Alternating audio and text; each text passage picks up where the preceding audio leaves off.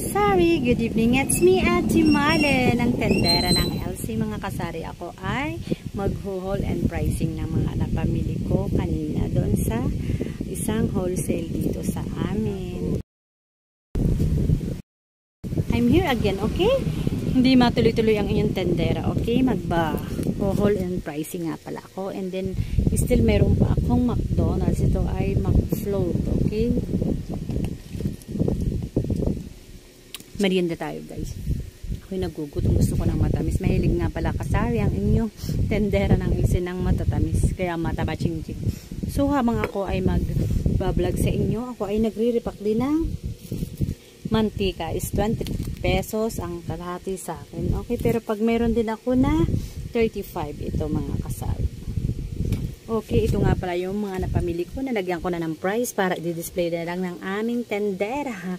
95 yung aking mabenta ito sa akin mga kamamshi kasi ito ay napakaliwanag. Okay, 95 ang benta ko niyan. And then meron akong malaki ito.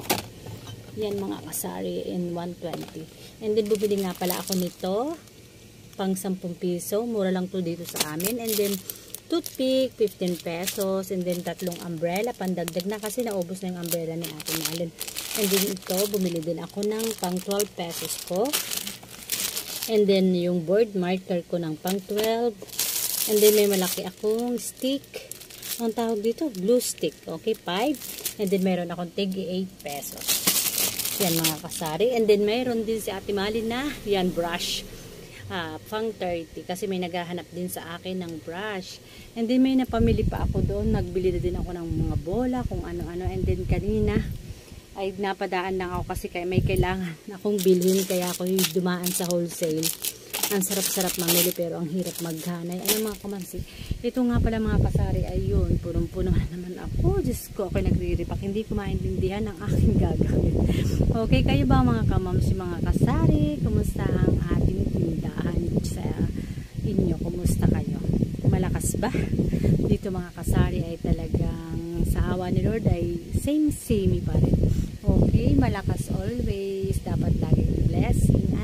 Yun lang mga kasari ang konting chika ni Ate Malen for today. Hindi naglinis nga rin pala ako ng ref kasi nahulog yung aking delight na malaki.